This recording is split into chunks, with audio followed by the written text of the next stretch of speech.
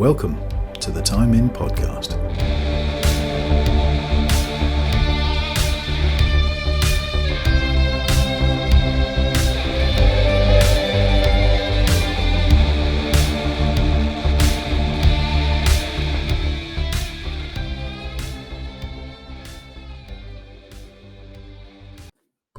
Hello everyone and welcome back to the Time In Podcast.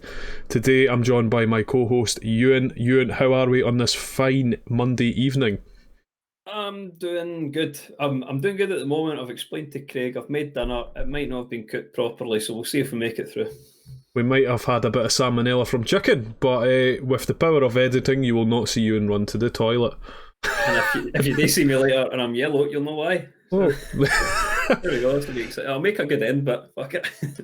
We don't need that footage, but we've had quite a varied couple of episodes recently. We've had some good guests on, with the example of like Ali, and we're going back to our roots and doing something comfortable, something easy, and something that I think a lot of people would like to talk about at this sort of current time, and that's about the Halo franchise. So what we're going to do is kind of delve into just general conversation, probably going to sort of subsections from there, and at the end I'm going to finish with some funny facts and some pretty surprising facts about the game as well and the franchise as a whole. So I'm going to start off with a wee question, Ewan. Okay. A wee cheeky one. What was your first experience with Halo? I think we might have mentioned that in a past episode. So years and years ago, I'm trying to think what age we were. It was probably about 13, maybe 14. None of us had an Xbox. We had always played PlayStation. And then one of our friends said, oh no, I had the first Xbox. It was really good. So we had PS2 at the time. He had the Xbox. I don't think I had a second name. It was just the Xbox, yeah. Yeah, and he always told us about Halo, and it was good. So that would have been the first two. And he was dead into Halo, and so we'd seen him play it, but we'd never actually played it. And then when we were discussing the next console we were going to get at Christmas, hopefully, and it was going to be the Xbox 360. So what we done was we went to an internet cafe. You know which one it is. We've spoke about it before. Yeah. And we went there and we played Halo. So we were all sitting on the couch playing multiplayer, all on the one console. So there was three of us there, and it was incredible. And that was us sailing down the river of the Halo franchise, and that hooked ever since. Down the river. It was at the point when we got the 360, we didn't have Xbox Live, so we took turns at going to each other's houses with the controllers and the memory cards, so you didn't have to recustomize your guy. How times have changed. It's mad. I think it's pretty crazy to look at how big Halo's become. I think we both would agree that Master Chief, the main protagonist of Halo, is the poster boy for Microsoft and Xbox. We've got to agree on that. Since Xbox 360, I would say. Yeah, I would definitely agree. And I think from Halo to Halo 2, and then obviously there was the big jump when Halo 3 was announced. That's when they got the real sort of name out there and became that kind of concrete game of the Xbox console franchise. And not only for Xbox, it's probably still one of the biggest franchises of gaming ever. It's got to be up there. It's one of the giants that always comes up in conversation, which is rare because typically exclusives won't sell as many copies as names that will go across different. For example, Call of Duty, you can get that on any console. Skyrim, you can get that on any console. But when you say Halo, that's only Xbox. So you'll be able to play Skyrim on your watch by the time Elder Scrolls 6 comes out, but let's not go down that rabbit hole. Oh, don't. But I was going to say, like, I was similar to you. I played handheld gaming, and I was PlayStation predominantly, so I had a PS2, and then I played Halo at a friend's, and it was Halo 3. I think most people's first experience was probably Halo 3 that then made the jump across to Xbox. Yeah. And I had, between that and obviously Gears of War had an impact as well, but mostly Halo 3, that made me move to Xbox 360. And this is a kind of up for debate, but I would still argue the Xbox 360 is probably the best all-round console of all time. I don't know what your thoughts are on that one. I completely disagree. I mean, I had my Xbox 360, got the red ring 3 times. That's what you're going to be at the end of this episode. Oh, daddy. So I got the red ring 3 times.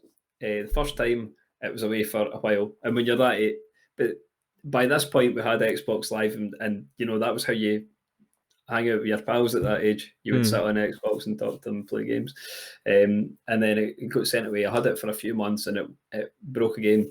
So when it broke again, I was like, right, I know how this works. I'm going to start getting withdrawal symptoms. And then when I get it, I'm just going to play it non-stop for like weeks. So what I'd done was I was still buying games for it.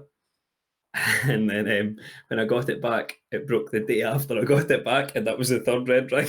Jesus Christ. I told Bundy, and he was like, I've found something online. So he came around, he was like, it's called the towel trick. Oh, when I forgot about that, yeah. And it resets. So what followed is just people memeing me with the Halo 3 logo with the 3 bars around it, red bars. That's sickening. But in my head, the Xbox One was probably the most monumental console for me, because when I think of the iconic games that I played on it, that was huge for me. For example, don't say it. We're going to go an episode without saying it. Come on. We can, because I've got a very valid point later on as to why. Right, go on then. They connect place. anyway. It connects because obviously it's Bungie that own the franchise. We'll speak about that in other games, but yeah, the Xbox One for me was the iconic one. That's when I got really into gaming. Xbox 360 was good, but it's when you're at school, you've got training and stuff, so you maybe didn't spend huge amounts of time on it. But yeah, I know what you mean. Let's delve more into Halo. So Halo is a futuristic first-person shooter is probably the best way to describe it, but very much led by story. I think it's up for argument that it's one of the best examples of storytelling ever to be created in gaming, which is funny because the main protagonist, Master Chief, says fuck all. Which I think kind of it makes it more epic when he actually does open up a little bit. He's got that heroic voice though, so when he does say something, it's pretty cool. Oh, the voice actor that does the work for him is absolutely incredible. But I think a good way to kind of start off, because Halo's again such a big franchise that you've got so many different sort of fans coming from different parts of the franchise itself. So for example, your favourite game, Ewan, tell us a bit about why it is, some things you've done in the game itself, maybe some achievements, whatever, because I think I've got a good idea what you're going to say. My favourite Halo game? Go on then. Is it shock horror? It's Halo 3. What? I know, it's a shock. To be fair, for different reasons, Halo ODST's up there, but I think that's technically treated as an extension of Halo 3, because it was Halo 3 ODST. I don't know how you get in that. Halo 3 for me, it was the game that me and my friends were all playing when we went to secondary school. It was my first experience at a proper campaign. It was my first experience of a proper co-op campaign with friends, and my first experience of multiplayer when we got Xbox Live. So for me, that was like a huge thing. See, I was going to touch on that, and I think this is still up for argument, but I would argue this point. I don't think Halo was the first game ever to introduce multiplayer. I think it was Counter-Strike.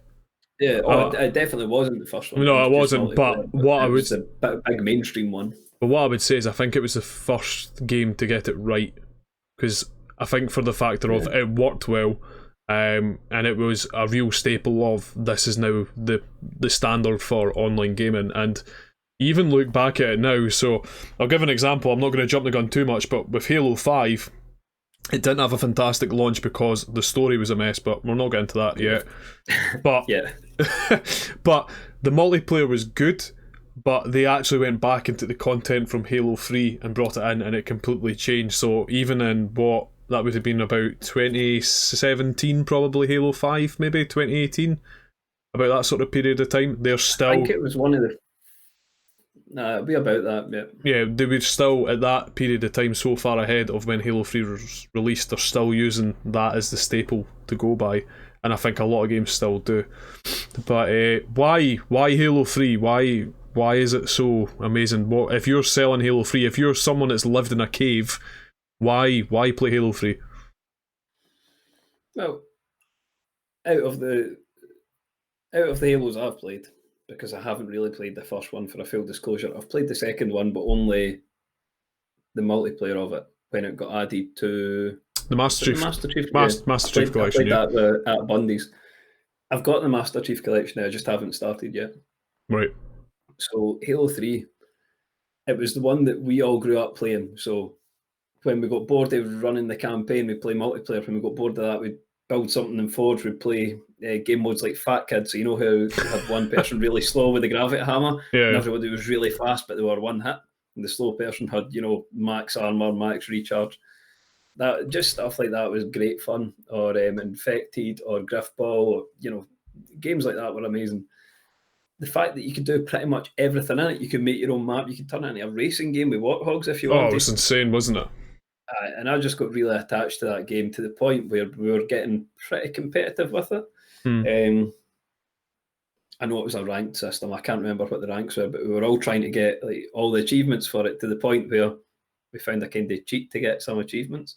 Right. So if you look at my achievements, some of them are actually in Japanese, I think, or an Asian language.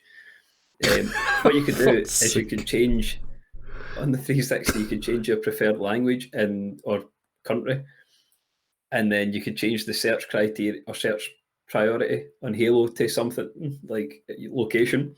So when you searched, you get put into a game with all your friends, and then you could just very easily get certain achievements. I can't remember what it was. I think it was one for killing so many people with a Spartan laser in one shot. So yeah, it was doing stuff like that. Because that then changed them to commendations, and then that would give you a really quick way to level up. It's kind of like, for example, what Call of Duty do so well. That sort of rank up. I'm the worst person to talk about Call of Duty, but Cam's sitting somewhere in the background going, "You fucking dick, you're going to ruin this." But it's that kind of use a certain gun for so many kills and stuff. I think the biggest thing about Halo is, if you've played it, almost everyone has played it with friends, and I think it's fair to say, not only online, but a lot of people have done joint sort of local area network or LAN, so actually in the same room, and played it together.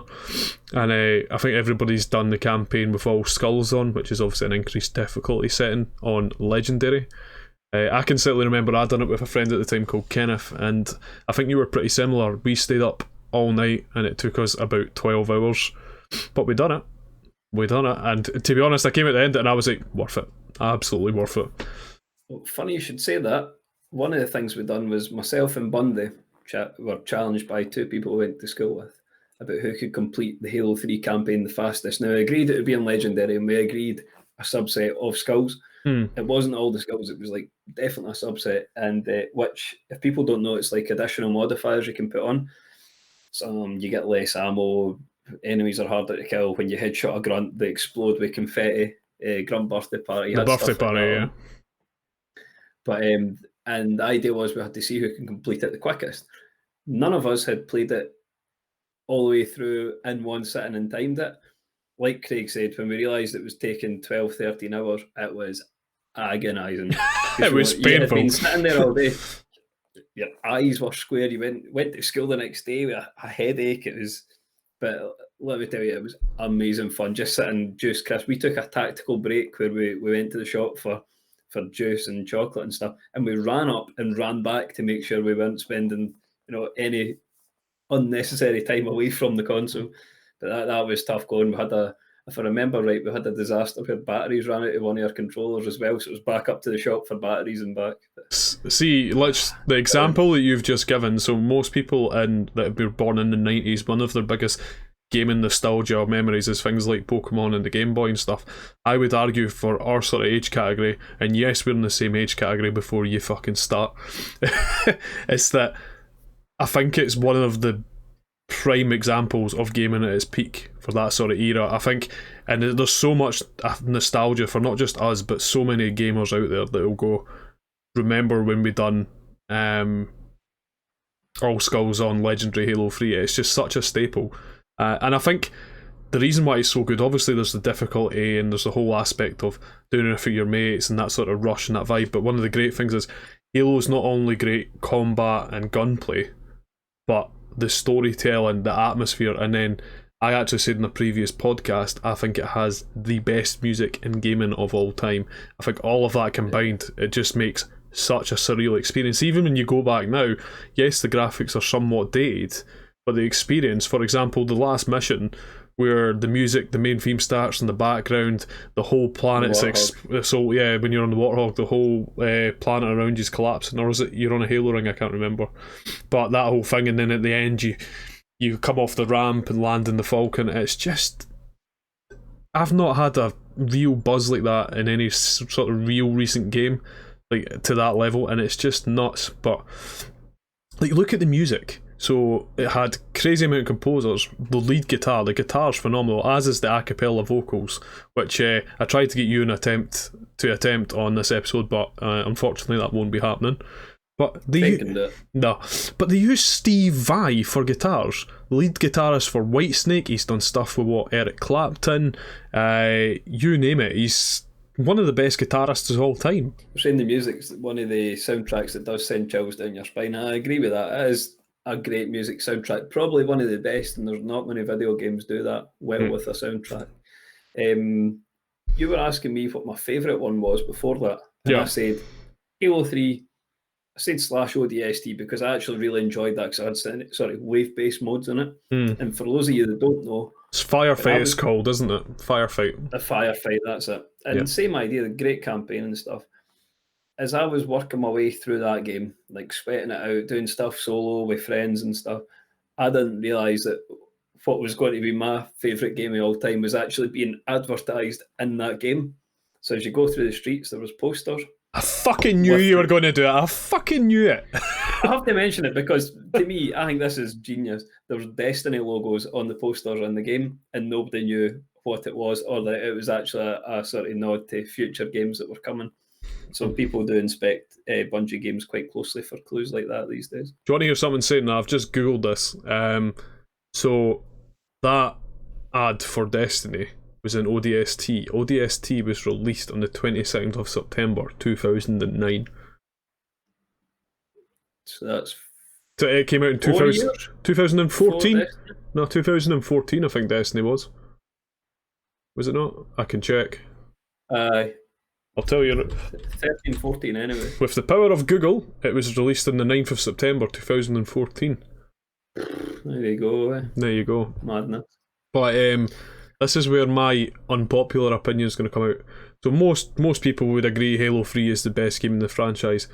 I would for a storytelling point of view and multiplayer, and here's my argument, and it's honestly, I think it is my favourite game of all time. Okay, just tell people why you're a big dirty Judas and why you're wrong. On you go. I'm sorry. So my favourite Halo game is Halo Reach.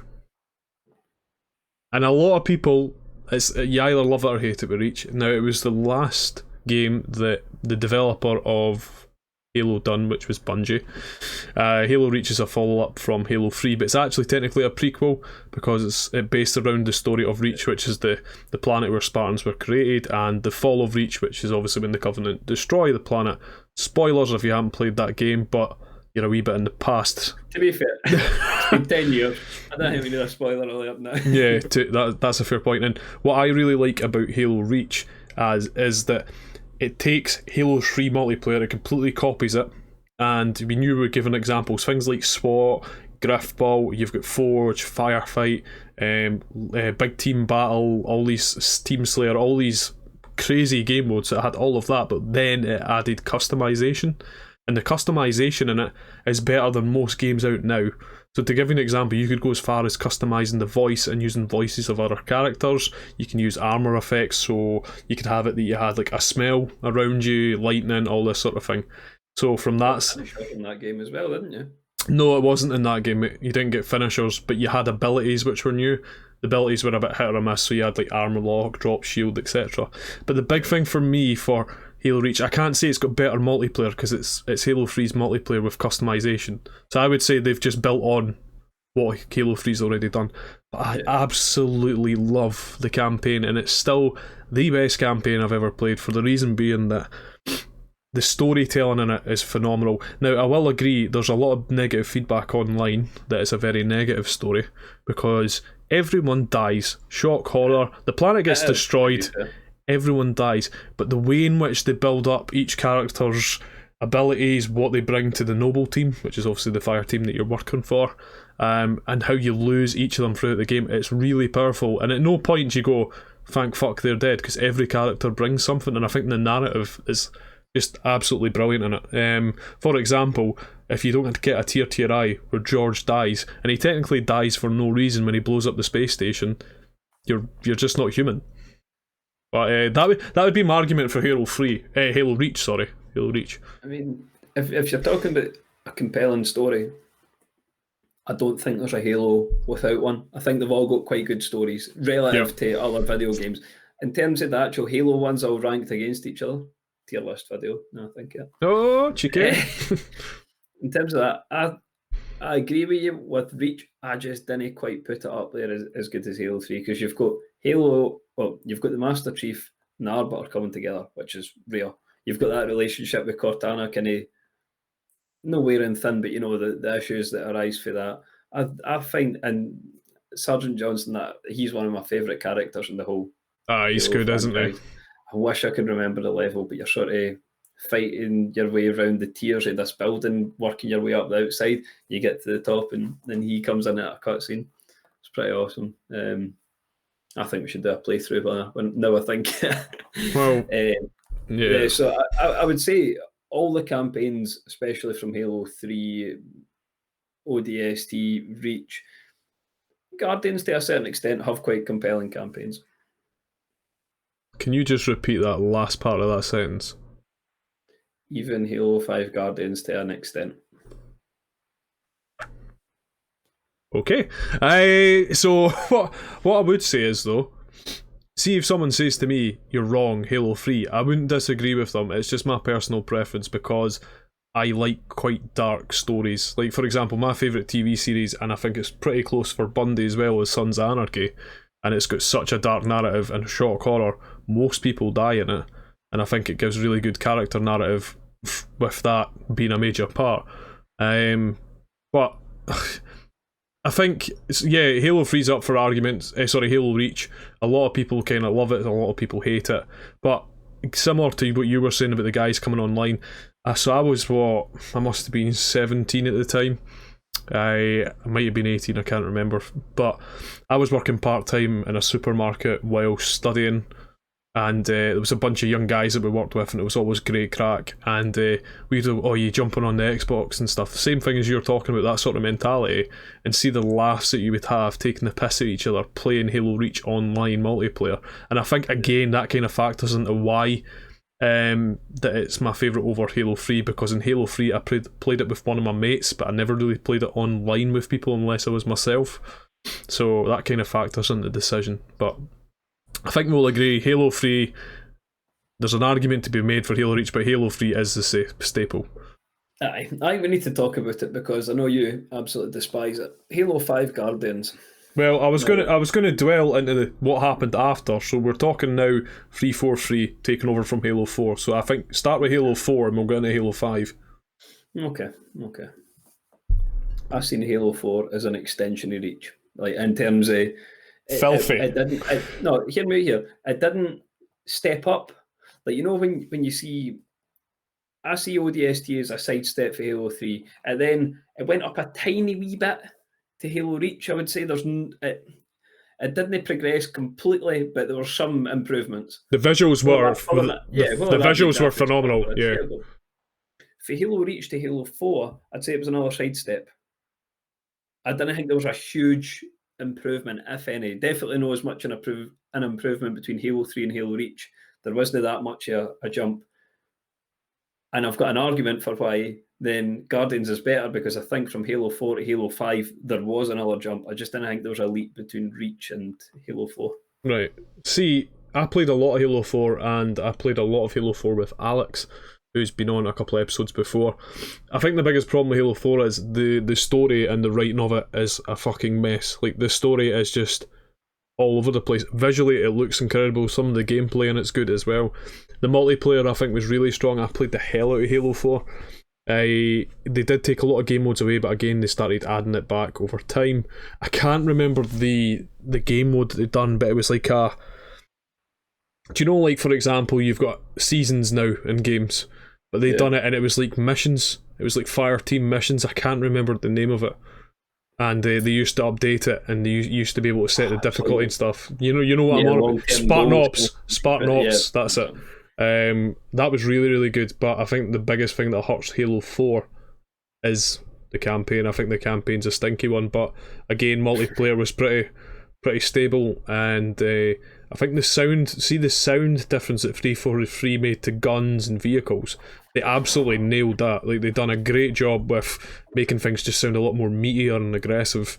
But I think the writers really didn't get the campaign right, and it was a difficult story they had to put together, because it's all about you obviously meeting the Forerunners and all that sort of stuff. And yeah, I think it was just a bit of a mess. But do you want to say anything else? Improvements from Reach to Halo 4, you would say a little bit in sound. They've maybe added a game mode. Other than that, there wasn't. Yeah, I would agree with that, mate. A sidestep. I don't think it was. There wasn't any areas that were worse, other than maybe the story. The campaign was worse. For that reason, you kind of, it almost balances out, and so I say they're on par with each other for that reason. Okay. Going to 5, because you played the hell out of 5. I did at the start, but I played a lot of 5 when it came out, and the reason I liked it was the big hybrid. Was at this point, multiplayer's getting bigger and bigger. You're hearing about games that can go, rather than 6v6, it's 10v10, 12v12, and eventually there's 32 people in a game, 64, and you're hearing about big team battles. This idea where you get a multiplayer mode where it's not just one team here, they clash in the middle. You're talking about multiple different teams clustered around the map, going for different objectives, working on different things in a big war zone, if you like. What was the name of it? I was trying to remember that before obviously we went live. I can't remember what the name of it was. I'm the same. All that's coming to my head is Big Team Battle. I'll have a wee Google. I've got a wee Google here, so keep search that. What I think is that because you had PvP mixed with NPCs in that area, I thought that was brilliant for Halo. I thought that was a huge step up, in my opinion. Again, sound, the graphics took another step up. The story didn't really take a big step up, but it was better than Halo 4, I thought. So for that reason, because it's maybe got 3 or 4 aspects that were better than Halo 4, that's why I thought there was a big jump there. A bigger jump than there was between Reach and Halo 4. It was called Requiem, by the way. Requiem was shite in launch, but they made it good because they put it heavily into microtransactions, and they got a lot of criticism. But the one thing I'd say about the campaign, the whole marketing before Halo 5 was launched, that it was is it Carter? No. Well, it was a Spartan Ops team. I can't remember the guy's, the protagonist guy. He was sent to hunt Master Chief because they made out Master Chief had went rogue, and it was this whole thing, Hunter be hunted. And it was about this whole battle. Spartan Lock, there we go, thank you very much. And it was this whole thing that Master Chief had turned, and there was all these clips about Master Chief lying on the ground to damaged and him getting killed, and then depending on the side you chose, there was then the exact same clip but Locke's on the ground dying, and they made out like you were going to have this choice and there was going to be this big battle. And the problem being, when they launched that campaign, that just wasn't the case. It was the case for about the first fucking 2 missions, and then they met up and they're like, oh, we're pals now. And I think if they got that right, if they got that choice bracket right and that sort of narrative, I think they would have smashed the campaign, but they got destroyed for it online. And then it's like, it's almost like there's 2 campaigns in Halo 5, but it just completely turns, and then it's, oh, by the way, Cortana's a fucking nut job. Do you know what I mean? And it's, I just feel as though the campaign is really, really poor. Again, some really good gameplay. Visually, it's gorgeous. Halo games always are. But it was falsely advertised. With the poor campaign thing, I mean, I agree with this false advertisement. I don't agree with that, because what you seen was in the game. They made you think something. They made you think something compelling. Which, when you're playing the campaign, it does. You had to get that divide going. People had to believe that they weren't going to pair up. That was the perfect way to do it in the lead up to the game, so they don't actually have to include it in the game. First few missions are apart. See if they'd continued that. If you chose the storyline whereby Master Chief gets killed, it's hard to continue on, I know. That takes the whole franchise down quite a dark route, one that's really hard to continue. Don't need to kill him. Don't need to kill him. Make an escape. If the Master Chief kills or seriously injures another Spartan, that doesn't come out well either. That takes the franchise down quite a dark route. One that I don't think Bungie's anywhere close to doing. It would have been 3-4-3. They come together, but you've got that divide suggested. I think that was the perfect way to play it out. And because you go between, go through the campaign, but from different perspectives, I thought it was genius. Right. I really enjoyed that. And then, what you saying? If they'd done that, I would have absolutely supported. Remember, it's 3-4-3. Bungie are away making Destiny at this point. But I think if they stuck with that, they didn't have to kill the character, but I think that was definitely the narrative they were going for. Then a decision was made nearer launch and says, no, we can't do this, because it's quite clear when they actually play the game and look back, it just doesn't match up. It doesn't make sense. I don't think it was a late decision, or they would have put it nearer the end, whereas it's near the beginning, and most of the stories developed with those two characters working together. Unless they've rejigged it and that was going to be the build-up, the divide was going to be the finale, and they've just put that to the start, and then all these missions where they're working separately. Or no, because in the timeline when they might. No, I don't think that could have been a late decision. I mean, well, I agree to disagree, but the big thing is, do we agree that it's the worst campaign? It's got to be up there. It's better than 4, I think. I think it's tight between 4 and 5. I think it's pretty close. I think you could kind of go either way.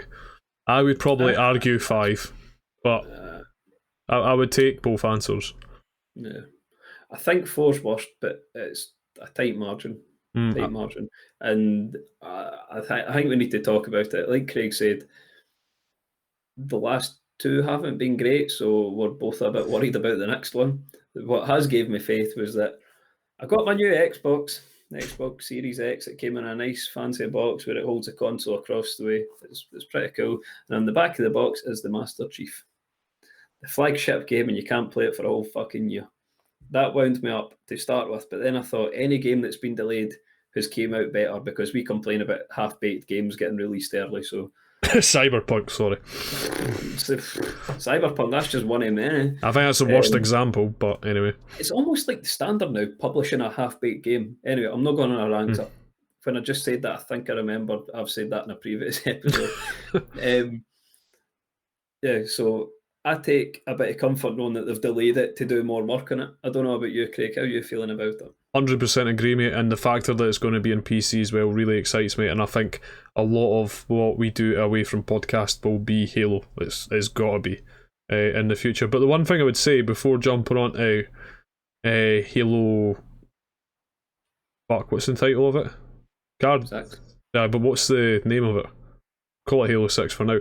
Halo 5, see, it's multiplayer now. It started off again, there was a lot of negative criticism because they took away all the old game modes because they wanted this heavy push on Requiem, which I understand, which was good to extent, taking away the travesty about microtransactions. But at that stage, Halo 5, again, its multiplayer wasn't great. If you go into Halo 5 today, the multiplayer's phenomenal.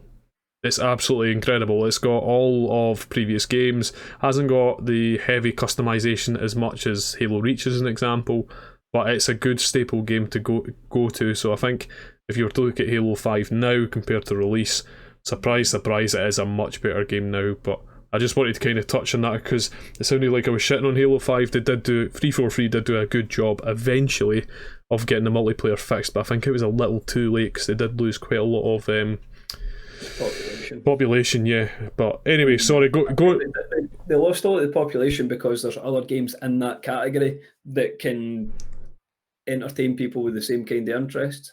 Yeah, I think it made a big improvement. It's almost like this is what I compare all improvements to. Remember No Man's Sky?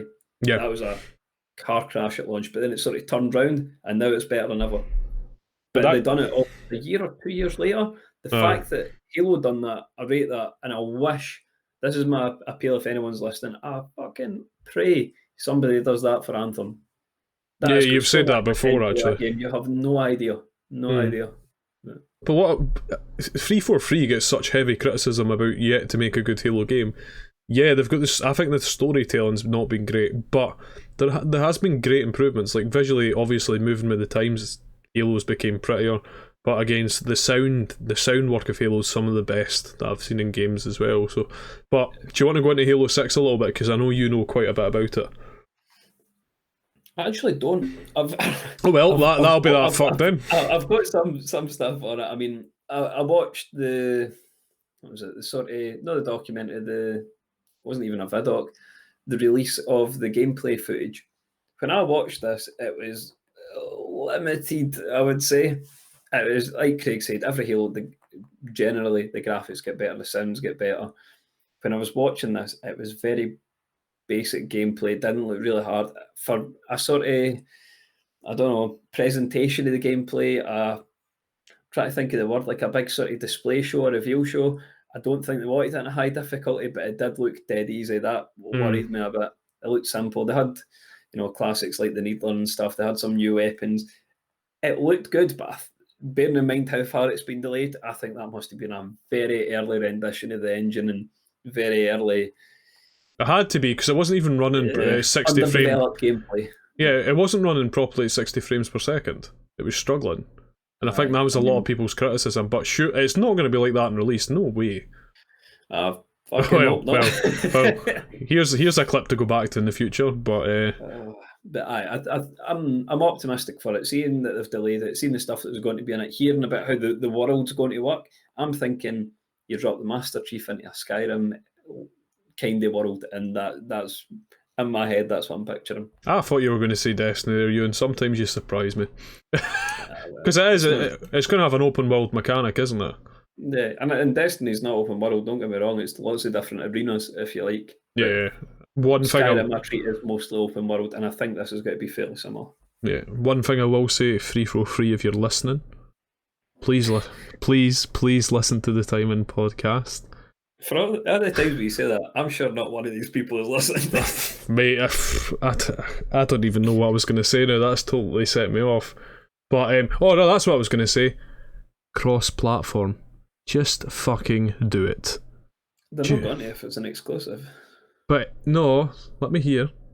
Obviously, it's not going to be on PlayStation. But look what Xbox and Microsoft's relationship is like. Obviously, they own it. They're going to start moving towards PC. You talked about this on one of the console episodes a while back, is that the Xbox is kind of going to be your alternative to your PC anyway. They completely connect as is already. Just please put PC and Xbox crossplay. Please put it in. Don't restrict people because they're playing console and PC. I know it's quite difficult to do logistically, but just do it. Just fucking do it. It's not going to happen. I don't think it's going to happen, but we'll worry about that when it comes. Yeah. Cross that bridge when we come to it. My question would be, right, do you think it's going to be a good game? What does your gut tell you? What do you think is going to happen with it?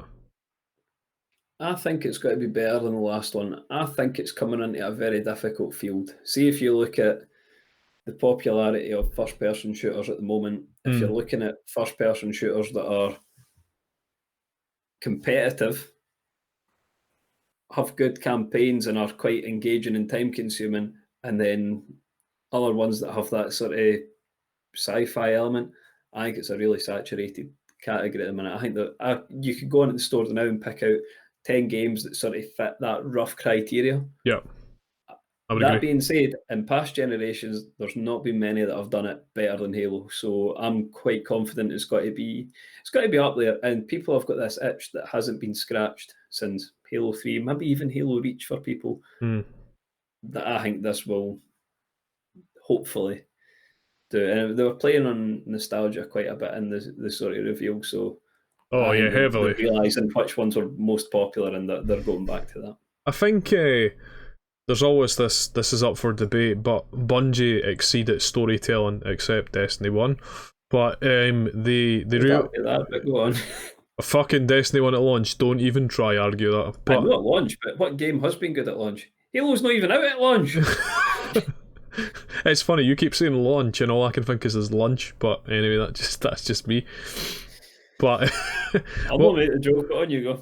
I just do it now to stop you. But Bungie, you can tell they are good at storytelling. Yes, Destiny's up for question because that was the next project they worked on after Halo, but they are good at what they do in regards to storytelling. And I think the big debate is, can 343 get to that nostalgic level and that pinnacle way of storytelling that Bungie done for the early Halo franchise? I think I would totally agree that 343 as a business have done really well in regards to the actual gameplay, the graphics, the sound, which I've touched on already. But what's really hurting them is the story. Like, no campaign has got near to the level of Halo 3, arguably Halo Reach if you're me. But, and again, I guess it's not fair to say we're going to make a better campaign story than Halo 3, because that's like one of the highest campaigns that you can compare to in any sort of gaming. But even if they get close to that, because let's agree, Halo 4 and Halo 5 wasn't close. No, I know you like Halo 5's campaign to an extent, but it's not even that. I don't think. I'll tell you the problem here. Looking at it as an outsider and looking at each of them individually, I reckon Halo 4 and Halo 5 had brilliant campaigns. The problem is we've got a lot of nostalgia attached to Halo 3 and Halo Reach that nothing's ever got to touch them. And they've got something that no other game can possibly have. It's something, arguably, we've both got for the Destiny franchise as well. We see it with those tinted glasses because we've got so many good think about it to a certain extent. If you're looking at that from an outsider, you'd say that's a solid game. Whereas we see it from a completely different perspective because of how we've played it, when we've played it, who we've played it with, and the memories we've got attached to it. I think that's the problem. I think if you look at each game individually, you could argue they're all incredible games.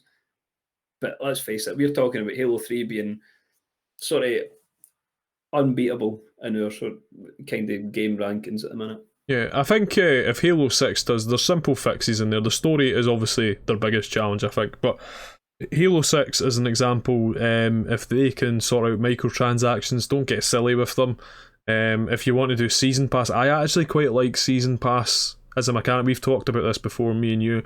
Like, for example, we'll go to Destiny because it kind of fits, is that you can buy the Season Pass, you'll get something that you can get anyway over a period of time, but it'll give you some additional cosmetic stuff, as long as it doesn't impact gameplay, because Halo 5 was absolutely ridiculed because Requiem, you could buy like guns and vehicles which would give you power. So for example, if you're kicking about in Wraiths all the time in Requiem and Halo 5, you're going to have a massive advantage to someone who hasn't, because it was a card system, wasn't it? You would buy cards and cards. Exactly, there you go. I think if they're smart about, because don't say it, but if they get the microtransactions right, which I think they will, it'll work really well. And depending how they work multiplayer, I know it's going to be quite difficult with the open world scenario, but if they don't restrict anything, if they bring in all the old game modes, SWAT, Forge, all this sort of thing, and then building it from there, I think it will be good. And the delay is a good thing. As much as we're sitting there going, for fuck's sake, it's like me, I've lost the will for Elder Scrolls 6, but I know, well, I tell you what, actually, right, see when it comes out, and it's meant to be 2024, right, and obviously Skyrim was in 2011, right, if it's not the best game I've ever played, Todd Howard, you better fucking hide.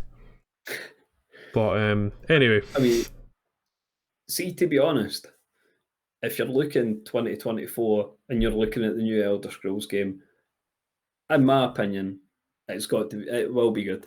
It's got to be. No doubt about that. Because see, if you think about, this is a complete tangent, but I think it's important because people are talking about it now. And so the day after recording this, there's a big Oblivion announcement about it going into ESO. And I was talking to Bundy about Sky Oblivion the other week. Oblivion in the Skyrim engine, that is. So yeah, if I think of the jump between Oblivion and Skyrim, that was colossal, and that was from Xbox 360. No, they were both Xbox. They were both 360, mate. Yeah, but so I think it's not Oblivion, not one of the first games launched in the 360 though. It's got to be one of the first ones, isn't it? Yeah. So I was thinking about the gap between that. Even if you compare it to Xbox One Skyrim, huge jump. Not just in the quality of the game or the size there, and the size did go up a little bit, but the quality of everything, graphics, dialogue, equipment, everything. I don't think they can take this long with that much improvement in technology and the game not be better. It's the same people working on it. They know what works. I mean, they've kept the stuff that works from Morrowind all the way through to Skyrim, and arguably some elements in ESO. They won't get that wrong. It's like what you're saying though. Like we'll not go into the Elder Scrolls loophole because I'll start taking off my clothes. But they're using the Unreal Engine that they used for Morrowind. They've kind of unofficially said that's what they're using in Elder Scrolls 6. So if anything, going back to Halo 343, use what you've already got. Don't take away, just build on it. But I wanted to do a little fun bit at the end and kind of go through some crazy wee facts as we do like to do. It worked really well on our Elder Scrolls episode actually, so I just wanted to kind of touch on some bits. So first of all, Ewan, we've got some crazy ones. Did you know Halo almost didn't have a multiplayer mode, which it's obviously famous for? I do, but only because you told me that fact before we started today. It was because of costs. So it was changed from a RTS to a first-person shooter because Halo was originally an RTS, which is just absolutely mental. When you think it, Bungie's not a huge, or at the time wasn't a huge studio, so you could see how cost would maybe get to them. Yeah, it's crazy though. Going into that, I kind of gave it away already. Halo began life as an RTS for Mac. Just let that sink in. None of us would have played it. No one would play it. But supposedly, I'm just looking through some of these ones. I think this is kind of common knowledge for real big fans, but it is pretty insane. So the whole Spartan program about obviously taking people, enhancing them, so they enhance their growth, their sight, etc. This is insane. Spartans were actually kidnapped as children and then genetically worked on to become super soldiers. They only pick children, so I don't know if you've seen any of the kind of film adaptations or TV programs. They kind of show a bit of that. It's dark as fuck. They literally kidnap kids and play with their fucking genes and shit and DNA and make them crazy fucking super soldiers that have no feelings or thoughts. So that's quite a crazy one. I'm just thinking any other ones. This one blew my mind. So obviously Elite's one of the main villains from the Covenant. Do you know the sound that they do? So the speech that they do, it's English. No, can you give me a reminder? I don't know, right? It's English in reverse. Is it? It's English in reverse. Jeez. Which I think that's for Combat Evolved anyway, which I think's fucking quality. I'm trying to think of any other ones. I'm trying to think.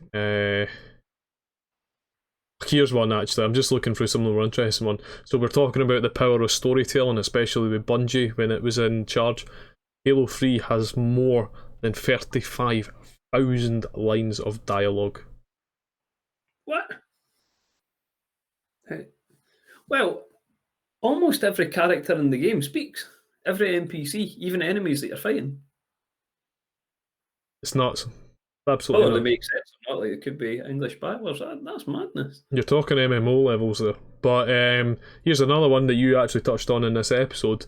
So ODST actually began life as a small expansion pack for Halo 3. And then became a separate game. So what you said is absolutely correct. Because there was plenty they could cover. They could cover it in detail and you could enjoy it a lot more. Yeah, one thing I wanted to touch on as well, the book series has been really, really popular. An old friend of ours that's no longer with us, he was a massive fan of it.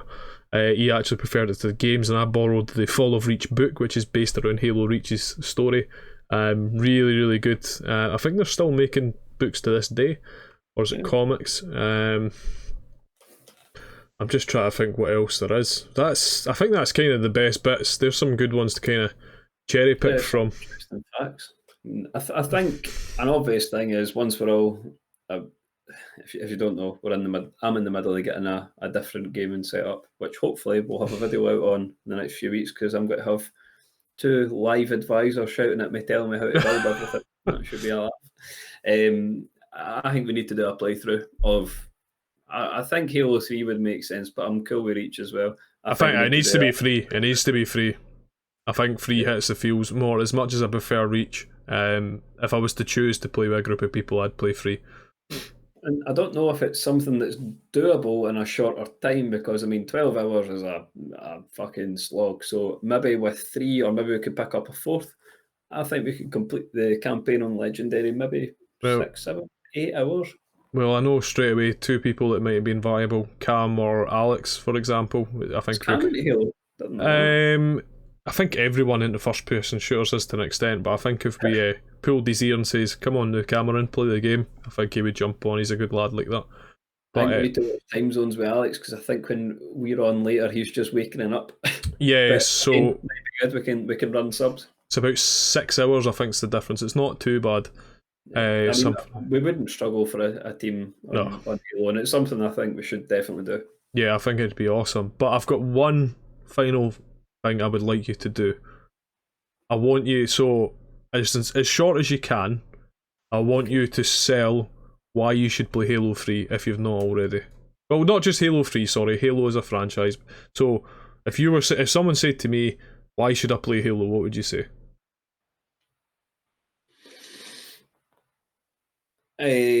I've got a few bullet points rather than like a short sentence.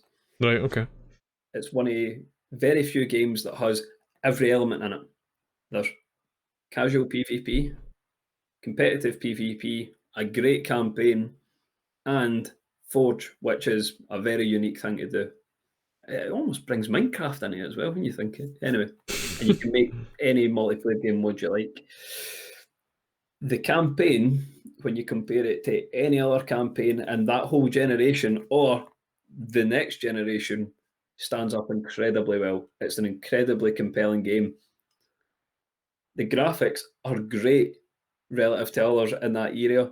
That you can tell it's not next generation or even current gen. Yeah. So I think for that reason, the campaign's well worth playing. The multiplayer is incredibly well balanced and really dynamic. It's so good to get into. There's still people playing competitive Halo 3, believe it or not. It's that good. And Halo Reach, like me, but hey ho. If you're a completionist, someone who wants to get all the achievements, this is an absolute mountain of a game to get your teeth into. Yeah.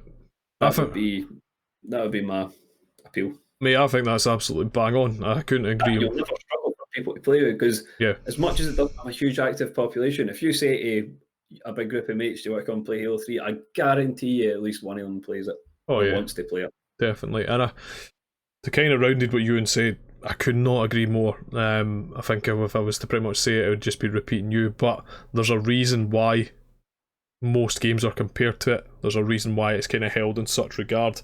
If you don't want to listen to our opinion, just look at the gaming population as a whole. It is that staple first-person shooter. One thing I will say though to finish off, and this will put a smile on Ewan's face, Destiny has much better gun gameplay. So there you go. Cheered you up. I would argue Destiny's it's not an RPG, but because of that, they've got more leeway with the weapons. Yeah. It's stuck with rigid weapons, and there's not a huge amount of them. There's maybe 20 different weapons in that region, and so for that reason, they're stuck. And there's nothing as long range as Destiny. I think it's hard. It's a hard comparison. See that category? How the gun feel is, how the shooting is.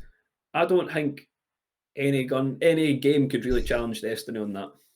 I would agree. I would 100% agree with you, mate. I think it's not fair to compare it to that. I mean, it's one of the best in that category, but it doesn't beat it, but it holds up pretty well against it. Yeah, and the only reason why I said it is because obviously Bungie, being the previous developers of Halo, they used the Halo sort of engine to practice and learn to then create Destiny. So that's why I kind of used the example. But see, as an example, it's probably got as many guns as any Call of Duty game. Think it like that. So it is probably maybe not quite as many. Maybe can't be far off. Between half and about the same, because you've got lots of different. Well, if Luke Smith stops getting rid of them, fucking all, we'll be fine. But fuck Luke Smith if you're listening, Luke, as you wouldn't. But fuck you if you're Got listening. these celebrities Because and obviously we've they'll got get royally listening every week. Todd Howard, 343, fucking Luke Smith are all watching this. Luke Smith, fuck you.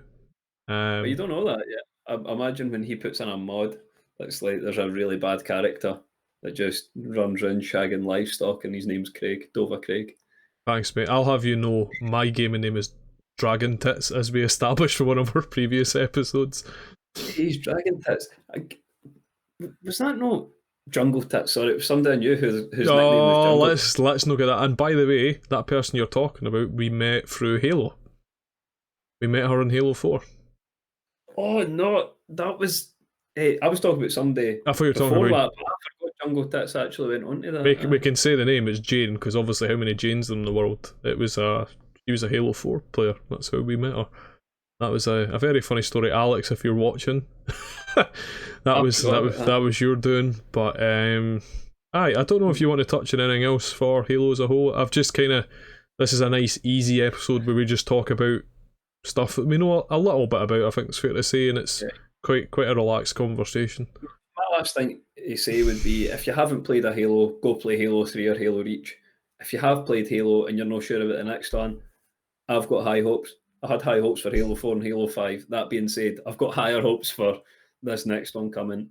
And if anybody wants to play Halo 3 or Halo Reach with us, give us a shout. We can do it on stream, we can do it on video, we can just do it offline if you like. Yeah, definitely. One thing I would say with the move to YouTube, some of the engagement's been really good from new fans and old. We really appreciate it, and I know we always hammer on about we absolutely love the guests that we've had on and we want to continue doing work with them. Ewan and I are working on a future project in the background, which we will talk about probably in social media when it's a bit more confirmed, but we're working on doing a group project probably with the region of 8 to 10 previous guests, which is going to be a good bit of fun as well. So you've got that to look forward to in the upcoming weeks also.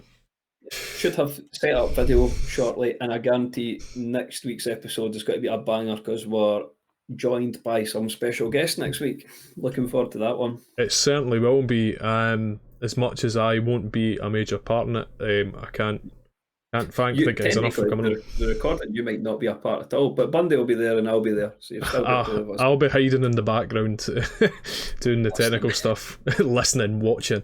But Ewan, thank you very much for joining me once again. Thank you for anyone who's listened all the way through.